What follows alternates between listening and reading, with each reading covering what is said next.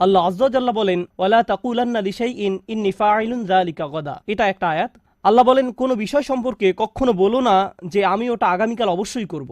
এটা কখনো বলো না। তিনি আসলে বলেননি বলো না, লা তাকুল। তিনি বলেছেন লা তাকুলান্না, বলার সাহসও করো না, কখনো না। যে কোনো কিছু সম্পর্কে যে আমি অবশ্যই আগামীকাল এটা করব। আপনি যদি আয়াতের এখানে থেমে যান তাহলে দৃশ্যত সমস্যা দেখা দেয়। কারণ আপনার বস বলেন আপনাকে অবশ্যই এই অ্যাসাইনমেন্ট আগামীকাল জমা দিতে হবে, আপনি তখন বলেন অবশ্যই আমি আগামীকাল জমা দিব, শিওর শিওর ইনশাআল্লাহ। কখনো কখনো আপনি ইনশাআল্লাহ বলেন, কখনো বলেন না। কিন্তু মানুষ নিশ্চয়তামূলক ওয়াদা করে সব সময়। হ্যাঁ হ্যাঁ আমি নিশ্চিত যাব। তুমি কি দাওয়াতে আসছো? হ্যাঁ হ্যাঁ আমি নিশ্চিত যাব। কিরে জুমায় যাবি তো? হ্যাঁ হ্যাঁ অবশ্যই। আমরা এইসব নিশ্চয়তামূলক কথা বলি সব সময়। পরের আয়াতে গিয়ে আল্লাহ এই বিষয়টা সম্পূর্ণ করলেন। তিনি বলেন ইল্লা আইয়াশা আল্লাহ, আল্লাহ ইচ্ছা করলে বলা ব্যতিরেকে। একমাত্র ব্যতিক্রম হলো আমার এটা করার ইচ্ছা শতভাগ যদি আল্লাহ ইচ্ছা করেন। এই জন্য মুসলিম সংস্কৃতিতে আমরা যখন ভবিষ্যৎ নিয়ে কথা বলি আমরা ইনশা আল্লাহ শব্দ ব্যবহার করি। আল্লাহ যদি চান আগামীকাল 3টায় তোমার সাথে দেখা হবে ইনশাআল্লাহ। আল্লাহ যদি সিদ্ধান্ত নেন তোমার সাথে আমার দেখা হবে না, সেটা আমার নিয়ন্ত্রণের বাইরে। আমার ইচ্ছা আছে, কিন্তু আল্লাহর পরিকল্পনা আমার পরিকল্পনা থেকে ভিন্ন হতে পারে। আমার পরিকল্পনা থেকে আমি প্রতিজ্ঞা করছি, কিন্তু যদি ঝড় শুরু হয়, ভূমিকম্প হয় অথবা গাড়ি নষ্ট হয়ে যায়, আমি জানি না। আল্লাহ যে কোনো কিছুর সিদ্ধান্ত নিতে পারেন, ভবিষ্যৎ আমার হাতে নয়। তাই আমাকে এই ইন্স্যুরেন্সের দাবিটা পরিষ্কার করে নিতে হবে এবং বলে রাখতে হবে যে এটা আল্লাহর হাতে। মুসলমানরা জানে ভবিষ্যৎ তাদের হাতে নয়। এখানে আমাদেরকে ভারসাম্যের শক্তিশালী একটা দিক সম্পর্কে বুঝতে হবে। দুর্ভাগ্যজনকভাবে মুসলমানরা যখন আমরা আল্লাহর বই থেকে দূরে সরে যাই, এমনকি আমাদের ধর্মের সুন্দর শিক্ষাগুলোকেও আমরা কুৎসিত বানিয়ে ফেলি।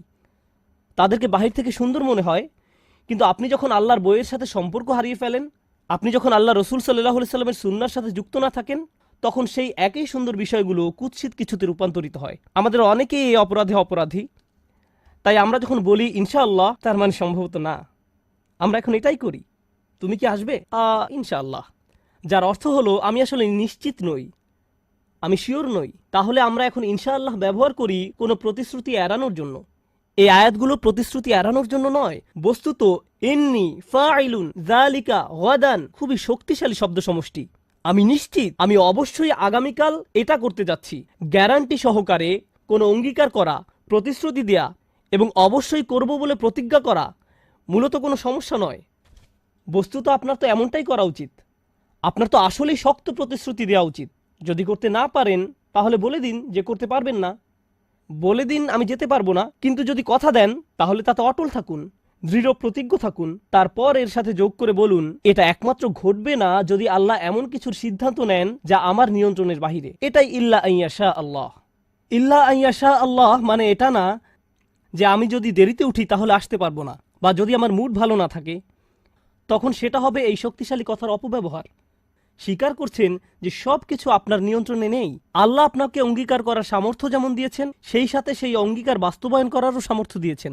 আপনার যদিও কিছু সামর্থ্য আছে, কিন্তু আল্লাহ হলেন ওয়াহু আলা কুল্লি শাইইন কাদির। তিনি আপনাকে পথের মাঝখানে থামিয়ে দিতে পারেন, আপনার সকল নিয়ত, আপনার সকল ইচ্ছা থাকা সত্ত্বেও। এটা হলো ইল্লা আইয়াশা আল্লাহ। কিন্তু এরপর আল্লাহ যোগ করছেন ওয়াজকুর রব্বাকা ইযা নাসিত, তোমার রবের উল্লেখ করো, তোমার রবের উল্লেখ করো যখন ভুলে যাও। এখানে আল্লাহ বলেননি ইন নাসিত, যদি তুমি ভুলে যাও। তিনি বলেছেন যখন তুমি ভুলে যাও। এর মাঝে বিশাল পার্থক্য আছে। যদি কিছু ঘটে মানে এটা ঘটতে পারে, আবার নাও ঘটতে পারে। আর যখন ইযা নাসিত বলা হয়, আল্লাহ গ্যারান্টি দিচ্ছেন, আল্লাহ গ্যারান্টি দিতে পারেন, আমি পারি না। আল্লাহ গ্যারান্টি দিচ্ছেন আপনি এবং আমি ভুলে যাব। আমরা ভুলে যাবই যখন আমরা ভবিষ্যতের ব্যাপারে কোনো প্রতিশ্রুতি দিব, কিন্তু ইনশাআল্লাহ বলতে ভুলে যাব। আমরা মনে মনে পরিকল্পনা করব, কখনো কখনো আপনি হয়তো মুখে বলেন না। প্রসঙ্গত আরবিতে কওল বা বলা দ্বারা শুধু জিহ্বা দিয়ে বলাকে বোঝানো হয় না, এমনকি মনে মনে কিছু বলাও কওল দ্বারা বোঝানো যায়। যেমন আমরা বাংলায় বলি আমি মনে মনে বলেছি। এই চিন্তাটাও অনেক সময় আপনি এভাবে চিন্তা করেন আমি অবশ্যই এটা বা ওটা করব। এমনকি সেই চিন্তার সাথেও ইনশাআল্লাহ যুক্ত থাকা উচিত।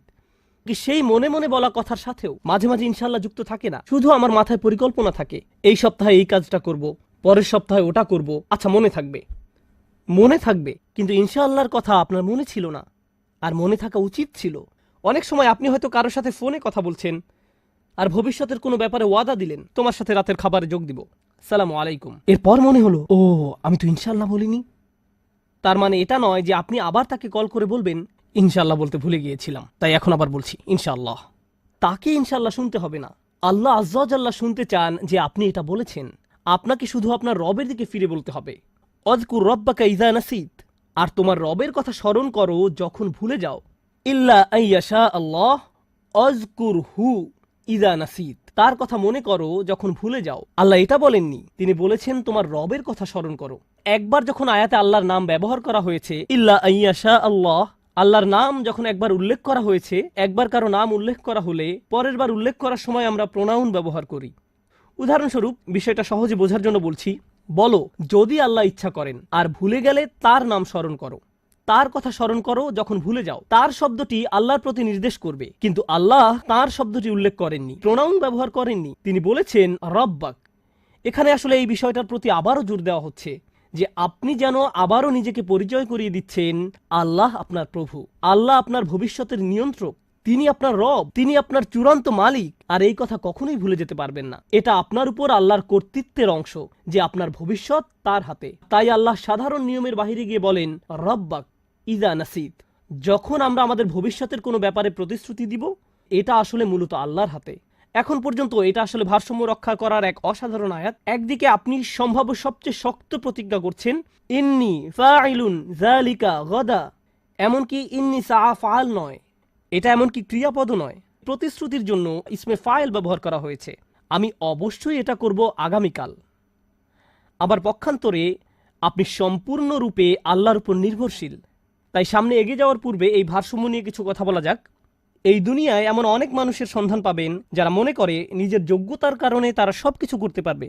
আমি আসলেই বুদ্ধিমান, আমার খুবই নির্ভরযোগ্য একটা গাড়ি আছে, আমি আসলেই ভালো ড্রাইভার, আমি সেখানে যাওয়ার সেরা পথটাই চিনি, আমি আমি আমি সকল নির্ভরতা আমার নিজের উপর। আমার সফল একটি ব্যবসা আছে কারণ আমার ব্যবসার পরিকল্পনাটা খুবই ভালো।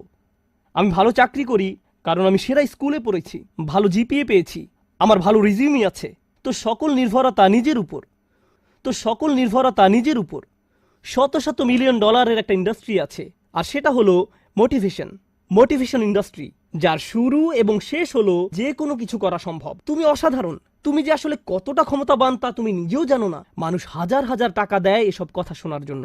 তোমার নিজের দাঁত তুমি নিজেই মাজতে পারো, তোমার নিজের ভ্রমণ তুমি নিজেই করতে পারো, যেটাই হোক। এসব শুনে তারা বেশ অনুপ্রাণিত হয়ে ওঠে, কারণ তারা আত্মশক্তির উপর জোর দেয়, যার কিছুটা বৈধতা আছে। আবার অন্য আরেক প্রান্তের মানুষেরা বলে আমার দ্বারা কিছুই করা সম্ভব নয়, আমি শুধু একজন মিসকিন, আমি শুধু আল্লাহর একজন বান্দা, আমার কি বা মূল্য আছে, আমার দাম তো অমুকের জুতার ধুলোর সমানও নয়, আমি কিছুই না, আমি তুরাবের তৈরি, আমাকে নুতফা থেকে বানানো হয়েছে, আল্লাহ যেমন বলেছেন অধম নগণ্য এক সৃষ্টি, তাই আমি আসলে কিছুই করার সামর্থ্য রাখি না। এদের আত্মবিশ্বাস বলতে কিছুই নেই। এরা বলে আল্লাহ সব করেন, আমি কিছুই করি না। এদের শেষ পরিণতি কি হয় জানেন? এরা জীবনে কিছুই করে না। জীবনে ভালো কিছু যখন হয় না, তারা বলে আল্লাহ সিদ্ধান্ত নিয়েছেন। তারা সব কিছুর জন্য আল্লাহকে দোষ দেয়।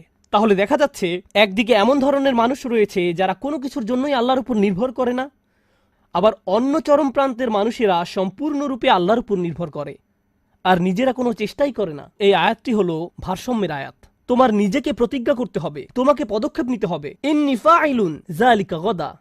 আবার একই সঙ্গে আপনাকে বুঝতে হবে যে আপনার প্রতিজ্ঞা, আপনার কাজ এবং আপনার সামর্থ্য সবই আপনার মালিকের হাতে। তিনি আপনাকে এটা তখনই দান করবেন যখন আপনি এটা চেষ্টা করবেন, প্রচেষ্টার শতভাগ ঢেলে দিবেন। কখনো কখনো আপনার পরিকল্পনা এবং আল্লাহর পরিকল্পনা একই রকম হয়। মাঝে মাঝে, যেমন কখনো আপনি ইচ্ছা করলেন কোথাও যাওয়ার, আর আল্লাহ আপনাকে সেখানে যাওয়ার সুযোগ করে দিলেন। কোন একটি কলেজে ভর্তি হওয়ার ইচ্ছা করলেন, আর আল্লাহ আপনাকে সুযোগ প্রদান করলেন। সিদ্ধান্ত নিলেন দ্রুত গ্র্যাজুয়েট হওয়ার, আর আল্লাহ আপনাকে সুযোগ প্রদান করলেন। এর অর্থ হলো আপনার প্ল্যান এবং আল্লাহর প্ল্যান একই ছিল সেই একটি বিষয়ের জন্য। কিন্তু মাঝে মাঝে আপনার এবং আল্লাহর পরিকল্পনা একই রকম থাকে না। অনেক সময় ভাবছিলেন 10 বছর ধরে চাকরিটা করবেন, 6 মাস পরে আপনাকে ছাঁটাই করে দেওয়া হলো। কোন একটা ভার্সিটিতে ভর্তি হওয়ার আবেদন করলেন, আপনার সবকিছুই ছিল সেরা, কিন্তু তবুও চান্স পেলেন না। অন্যদিকে আপনার চেয়ে অনেক কম যোগ্যতা সম্পন্ন বহু ছেলে মেয়ে চান্স পেয়ে গেল। অনেক সময় আপনার এবং আল্লাহর পরিকল্পনা একই রকম থাকে না। এই আয়াতগুলো শিক্ষা দিচ্ছে সব সময় সবকিছু আমার পরিকল্পনা অনুযায়ী কাজ করবে না। তবুও আমাকে পরিকল্পনা করে যেতে হবে, তবুও আমাকে চেষ্টা করে যেতে হবে। কিন্তু দিন শেষে আল্লাহ সিদ্ধান্ত নেবেন পরিকল্পনাটি বাস্তবায়িত হবে কি হবে না। আযকুর রব্বাকা ইযা নাসিত। এরপর আসছে এই আয়াতের সবচেয়ে শক্তিশালী অংশ। আমি এর উপর অতিরিক্ত কিছু সময় ব্যয় করতে চাই। এটা আসলেই সমগ্র কোরআনের অন্যতম সুন্দর একটি শিক্ষা। যদি একজন মুসলিম এটা বুঝতে পারে, তার জীবনটা সহজ হয়ে যাবে। ওয়াকুল আসা আইয়াহদিয়ানি রব্বি লিআকরাবা মিন হাযা রাশাদা। এই শব্দগুলো হলো একটি দোয়া। দুয়ার চেয়েও এটা আশায় পরিপূর্ণ একটি বিবৃতি। চলুন এই দৃষ্টিকোণ থেকে এর সাথে পরিচিত হই। আপনি ভবিষ্যৎ নিয়ে চিন্তা করছেন, শুধু আসা শব্দটি ব্যবহৃত হওয়ার দরুন। তারাজ্জি, আরবিতে যাকে বলা হয় হরফুত তারাজ্জি বা ফিআলুত তারাজ্জি, এমন ক্রিয়াপদ যা আশা প্রকাশে ব্যবহার করা হয়। আল্লাহ আমাদের এই আয়াতে শেখাচ্ছেন মুসলিমকে অবশ্যই ভবিষ্যতের ব্যাপারে আশাবাদী হতে হবে। কোরআনের প্রতি আমাদের ঈমান ভবিষ্যতের ব্যাপারে আমাদেরকে আশাবাদী করে তোলে। আমি পরোয়া করি না খবরে কি আসে, আমি পরোয়া করি না গতকাল কি ঘটেছে, এর আগের দিন কি ঘটেছে। আমি মুসলমানদের এমন গ্রুপের অন্তর্ভুক্ত হব না যারা বসে বসে বলে উম্মার পরিস্থিতি দিন দিন শুধু খারাপ থেকে আরো খারাপ হচ্ছে, ও আল্লাহ, আর সামনের পরিস্থিতি শুধু আরো খারাপ হবে, সামনে আরেকটা ট্র্যাজেডি আসছে, আমি গ্যারান্টি দিচ্ছি, দেখো কি ঘটে। তুমি মনে করেছো 9/11 খারাপ ছিল? কিছুই না, ওটা আসলে কিছুই না। ও মাই গড, দেখো এখন উম্মার কি অবস্থা হয় এবং দেখো তারপর কি হয়। এই মনোভাব সরাসরি কোরআনের আয়াতটির বিরোধী, শুধু আশা শব্দটির কারণে। আপনার তো এই আশায় বুক বাঁধার কথা যে আল্লাহ পরিস্থিতি উন্নত করে দিবেন আপনার নিজের জন্য, চারপাশের মানুষের জন্য, মানবতার জন্য। আপনার তো এই দৃষ্টিভঙ্গি থাকার কথা। তারপর তিনি বলেন, আর নিজের ভবিষ্যতের ব্যাপারে কি বলবেন? আসা আন ইয়াহদিয়ানি রব্বি, সম্ভবত আমার রব আমাকে পথ দেখাবেন। নিজের ভবিষ্যতের জন্য সবচেয়ে আশাবাদী কোন জিনিসটি আপনি পেতে পারেন?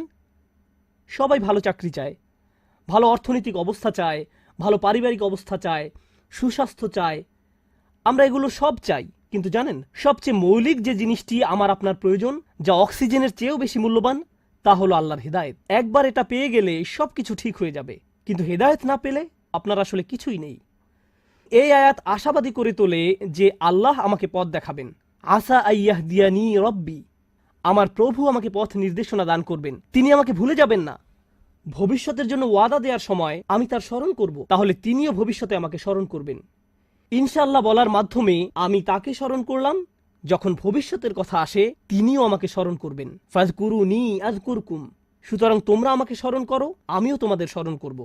এখন আল্লাহ আপনাকে হেদায়েতের গ্যারান্টি দিচ্ছেন। আবার বলছি, এখানে মুসলমানদের বোঝার জন্য খুবই গুরুত্বপূর্ণ একটি ব্যাপার রয়েছে। সারা পৃথিবী জুড়ে বহু মানুষের মাঝে, আল্লাহিল আযীম, এই গ্রহের যেই প্রান্তে যান না কেন, মানুষের একই ধরনের বিভ্রান্তি, একই প্রশ্ন বারবার। আর সবচেয়ে কমন যেই প্রশ্নটি আমি শুনি, মানুষ বলে ইসলামের এত বেশি দলমত রয়েছে, কোরআনের ব্যাখ্যায় এত বেশি ভিডিও পাওয়া যায়, বা হাদিসের ব্যাখ্যায় কেউ এটা বিশ্বাস করে, কেউ ওটা বিশ্বাস করে। এই হুজুর অমুক ফতোয়া দেয়, ওই হুজুর তমুক ফতোয়া দেয়, আমি কি এই হুজুরকে মানবো নাকি ওই হুজুরকে মানবো? কেউ বলে এটা হালাল, কেউ বলে এটা হারাম, কিছুই জানি না, সবকিছুই বিভ্রান্তিকর। এত বেশি দল, আমি কিভাবে হেদায়েত পাবো?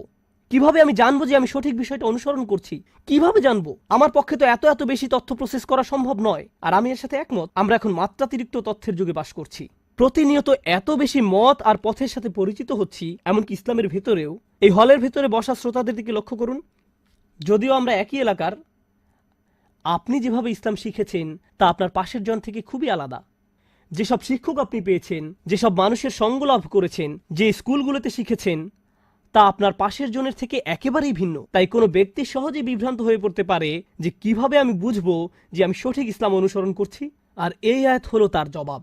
আমি কারো হেদায়েতের নিশ্চয়তা দিতে পারি না, ইউটিউব কারো হেদায়েতের নিশ্চয়তা দিতে পারে না, গুগল কারো হেদায়েতের গ্যারান্টি দিতে পারে না, এবং কোনো মানুষও হেদায়েতের নিশ্চয়তা দেয় না। এটা আমাদের আশা যে স্বয়ং আল্লাহ আমাকে ব্যক্তিগতভাবে হিদায়েত দিবেন। হেদায়েত অন্য কোথাও থেকে আসতে পারে না। আপনার কাছে কোনো তথ্য না থাকতে পারে, অথবা আপনি তথ্যের সাগরে ডুবে থাকতে পারেন, এটা কোনো ব্যাপার না। আল্লাহ আপনাকে কতটা হেদায়েত দিবেন তা নির্ভর করে আপনি কতটা হেদায়েত চান তার উপর, অন্য কারো কাছে নয়। আর একবার আল্লাহর কাছে সঠিক রাস্তা চাওয়ার পর আপনাকে আর বিচলিত থাকতে হবে না। নিশ্চিত থাকুন যে আল্লাহ আপনাকে সঠিক পথ দেখাবেন, তিনি কাউকে ফিরিয়ে দেন না। আল্লাহর কাছ থেকে হেদায়েত পাওয়া কঠিন নয়, এটা কঠিন নয়। আল্লাহ হেদায়েতের পথ খোলা রেখেছেন যারা চায় তাদের জন্য। আমাদেরকে শুধু সেসব মানুষের অন্তর্ভুক্ত হতে হবে, শুধু এইটুকুই। এই আয়াতটি সূরাতুল কাহফের অন্তর্গত। এর প্রমাণ হিসেবে সূরা কাহফ নিয়ে কথা বলে শেষ করতে পারবো না এই খুতবায়। এই গুহার অধিবাসীরা, যাদের কথা আমরা প্রতি শুক্রবার পড়ে থাকি, এই মানুষগুলোর আশেপাশে কোনো নবী ছিল না, কোনো আলেম ছিল না, কোনো শায়েখ ছিল না, কোনো সাহাবী ছিল না। নিজেদের জন্য তারা নিজেরাই ছিলেন। আর তারা এমন এক এলাকায় বাস করতেন যেখানে সবাই মূর্তি পূজা করত। আর তারা একটি উপসংহারে পৌঁছেছেন, সৃষ্টিকর্তা শুধু একজন, আমরা এগুলোর উপাসনা করতে পারি না। লান্নাদউ মিন দুনিহি ইলাহান। আর এতটুকুর কারণেই আল্লাহ তাদেরকে হিদায়াত দিলেন। অন্য কোনো জ্ঞান না থাকা সত্ত্বেও, কোনো ওহী তাদের কাছে ছিল না। আল্লাহ তাদেরকে হিদায়াত দেওয়ার জন্য এতটুকুই যথেষ্ট ছিল। আর তিনি তাদেরকে এত বেশি হিদায়াত দান করলেন যে আজকের দিনে যারা বছরের পর বছর ধরে দ্বীনের জ্ঞান অর্জন করে, তারা এই যুবকদের কাহিনী অধ্যয়ন করে। কারণ এই যুবকরা আল্লাহর হিদায়াত পেয়েছিল, কারণ আল্লাহ তাদেরকে পথ দেখিয়েছিলেন। আপনার পরিস্থিতি যত অন্ধকারচ্ছন্নই হোক না কেন, আপনার যদি আল্লাহর উপর আশা থাকে, এটাই যথেষ্ট। আসা আইয়াহদিয়ানি রব্বি লি আকরাবা মিন হাযা রাশাদা। এখন আসছে সর্বশেষ এবং এই বিবৃতির সবচেয়ে সুন্দর অংশ। সম্ভবত আল্লাহ আমাকে পথ দেখাবেন। পথ দেখাবেন কোথায়? কোন দিকে পথ প্রদর্শন করবেন? লি আকরাবা মিন হাযা রাশাদা। এর ভাষা এত বেশি গভীর অর্থবোধক, আমার পক্ষে খুতবায় তো আর ব্যাকরণ শেখানো সম্ভব নয়, কারণ আপনাদের মাথা ব্যথা শুরু করবে। চেষ্টা করব বিষয়টাকে যত সহজে তুলে ধরা যায়। আরবি ভাষাতে কখনো বলেন ওই যে ওই দিকে, আবার কখনো বলেন সমস্ত পথ ধরে ওইখানে। যখন বলেন সমস্ত পথ ধরে ওইখানে, অর্থাৎ আর গন্তব্য পর্যন্ত পথ দেখিয়ে যাব। আর যদি বলেন ওই যে ওইদিকে, এর মানে হলো প্রথমে এখানে, তারপর ওখানে, তারপর ওখানে। কিন্তু যদি বলি সমস্ত পথ ধরে ওইখানে, এর মানে ওইখানেই আপনাকে যেতে হবে, এরপর আর কোথাও আপনাকে যেতে হবে না। যখন লাম ব্যবহার করা হয়, আসা আইয়াহদিয়ানি রব্বি লি আকরাবা, এই লাম ইঙ্গিত করে এটা হলো আল মুনতাহা। এর চেয়ে উচ্চতর আর কিছু চাওয়ার নেই এই দুনিয়ায়। এটা যদি পেয়ে যাও, শ্রেষ্ঠ আর কিছু পাওয়ার নেই।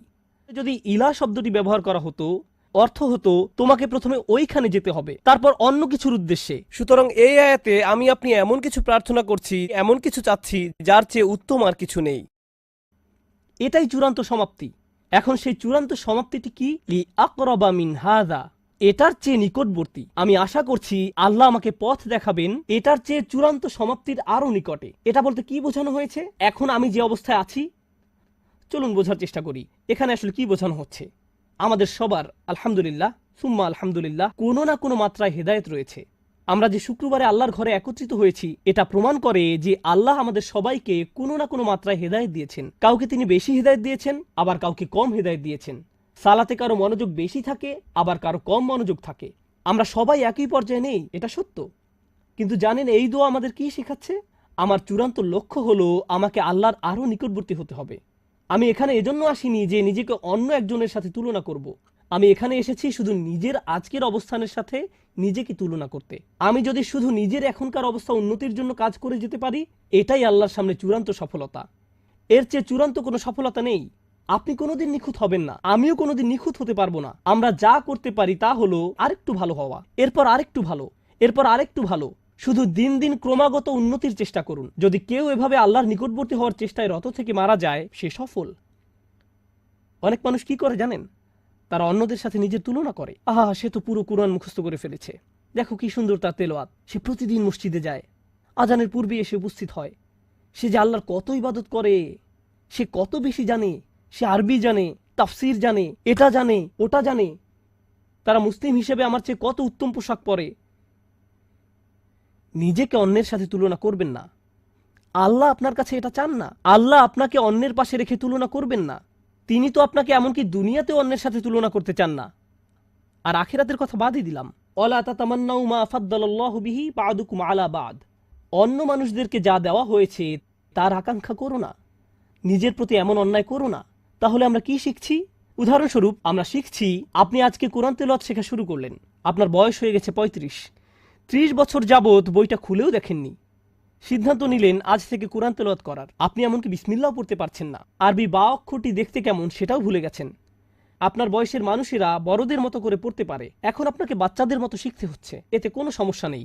আপনি যখন আলিফ পড়া শিখছেন, বা পড়া শিখছেন এবং আল্লাহর দিকে কিছুটা অগ্রসর হয়েছেন, এখন এই অবস্থায় যদি আপনার মৃত্যু হয়, আপনি হয়তো একজন হাফেজে কোরআনের চেয়ে উত্তম, যে সম্পূর্ণ কোরআন মুখস্থ করেছে, কিন্তু এর প্রতি কোনো কদর নেই। কে নিজেকে আরো উত্তম মানুষ হিসেবে গড়তে চায় জানা যাবে অন্তর থেকে, আর আল্লাহ সেটা জানেন। তাই আল্লাহর দিকে অগ্রসর হওয়ার ক্ষেত্রে এখন যে অবস্থায় আছেন তাকে ছোট করে দেখবেন না। মানুষ আপনাকে ছোট করে দেখতে পারে, কিন্তু আল্লাহ আপনার চেষ্টাকে ছোট করে দেখেন না। মনে হয় যেন আল্লাহর কাছ থেকে হিদায়ত পাওয়া অনেক কঠিন, আর আল্লাহ হিদায়তের দরজাকে বিস্তীর্ণ রূপে খোলা রেখেছেন। তিনি শুধু আমাদেরকে বলেছেন এই দোয়া করার জন্য, ইয়া আল্লাহ আমাকে পথ দেখান, লি আকরাবা মিন হাযা রাশাদান। রশাদান মানে সত্য পথের হেদায়েত। এই আয়াতের শেষ শব্দ রশাদান ইঙ্গিত করছে আপনি যে এই দোয়াটি করছেন তা প্রমাণ করে আপনি ইতোমধ্যে কিছুটা হেদায়েত পেয়ে গেছেন। আপনার বলা উচিত নয় আমি পথভ্রষ্ট। এই আয়াত স্বীকার করে নিচ্ছে আল্লাহ যে আপনাকে দোয়া করার সামর্থ্য দিয়েছেন, এই সামর্থ্য নিজেই আল্লাহর পক্ষ থেকে আপনার জন্য একটা হেদায়েত। আল্লাহ আপনাকে আরো দিবেন, তিনি আরো দিবেন এবং তিনি আরো দিবেন। মুসলমানরা এমনই আশাবাদী এক জাতি, যখন পৃথিবীতে হেদায়েত নেমে আসে তখন এর সাথে প্রশান্তি আসে, ইতমিনান আসে, হৃদয় প্রশান্তিতে পূর্ণ হয়ে যায়। আলা বিযিক্রিল্লাহি তাতমাইন্নুল কুলুব, এই কথা বলেই আলোচনার সমাপ্তি টানতে চাই। অন্তর যখন প্রশান্ত হয়ে যায় তখন এই প্রশান্তি আশেপাশেও ছড়িয়ে পড়ে। প্রশান্তি সংক্রামক, ঈমান সংক্রামক। পরিবারের ভেতর শান্তি ছড়িয়ে পড়ে, বন্ধু বান্ধবদের মাঝে শান্তি ছড়িয়ে পড়ে, সমাজে শান্তি ছড়িয়ে পড়ে যখন হিদায়েত আসে। পৃথিবীর সমস্যা যদি হয় সংঘর্ষ ও ঘৃণা, পৃথিবীর সমস্যা যদি হয় যুদ্ধ, তখন এর সমাধান রাজনৈতিক পলিসিতে নয়, আরও যুদ্ধাস্ত্র হয়। এটা সমাধান নয়, অর্থনৈতিক নিষেধাজ্ঞাও নয়। মানবতার আজকে যা দরকার তা হলো হেদায়েত, কারণ হেদায়েত ছাড়া কোনো শান্তি নেই, পাওয়া সম্ভব না। ফাআইয়ুল ফারিকাইনি আহাক্কু বিল আমন ইন কুনতুম তা'লামুন আল্লাযীনা আমানু। কে শান্তি লাভের বেশি হকদার? যারা বিশ্বাস স্থাপন করে, যারা ঈমান এনেছে। ঠিক এটাই আমরা আল্লাহ আযজা জাল্লার কাছে প্রার্থনা করছি। যখন আপনি এবং আমি এই দুনিয়াতে শান্তির জন্য দোয়া করি, মুসলিম দেশগুলোতে শান্তির জন্য দোয়া করি, তখন আসলে আমরা সরাসরি আল্লাহর কাছে দোয়া করছি আমাদের নিজেদের জন্য এবং আমাদের চারপাশের দুনিয়ার জন্য আরো বেশি হেদায়েত। আল্লাহ আযজা জাল্লা আমাদের সবার হেদায়েত বাড়িয়ে দিন এবং আমাদেরকে সেসব মানুষের অন্তর্ভুক্ত করুন যারা তাদের ভবিষ্যতের ব্যাপারে আশাবাদী, সন্তানদের ভবিষ্যতের ব্যাপারে, উম্মার ভবিষ্যতের ব্যাপারে এবং সমগ্র বিশ্বের ব্যাপারে আমাদেরকেই চিন্তা করতে হবে, শুধু আমাদের উম্মার জন্য নয়, গোটা দুনিয়ার জন্য। আমরা ইব্রাহিম আলাইহিস সালামের মিল্লাত, ইব্রাহিম আলাইহিস সালাম সমগ্র মানবতার জন্য উদ্বিগ্ন থাকতেন। আমরা এমন একটি উত্তরাধিকার পেয়েছি। আল্লাহ আযজা জাল্লা আমাদেরকে তেমন মানুষে পরিণত করুন, আমাদের ভবিষ্যৎ প্রজন্মকে এমন করে গড়ে তুলুন যারা কোরআন সুন্নাহর আলোকে জীবনযাপনের জলজান্ত উদাহরণ হবে।